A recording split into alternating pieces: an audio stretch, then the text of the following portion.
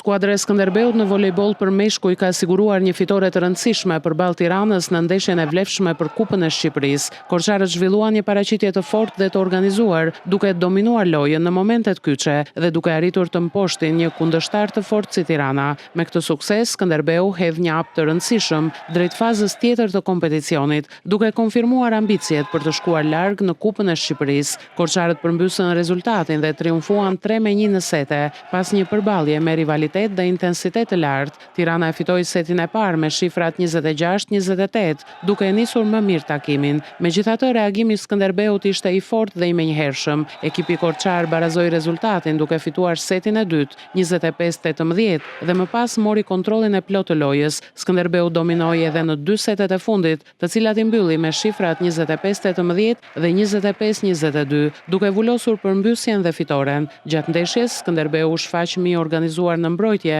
dhe më efikas në sulm, duke dominuar momentet kyçe dhe duke shfrytzuar gabimet e kundërshtarit. Ndeshja u karakterizua nga ritmi i lartë, rivaliteti mes dy skuadrave dhe mbështetja e tifozëve, ndërsa kjo fitore jep Skënderbeut besim për vazhdimsinë e sezonit.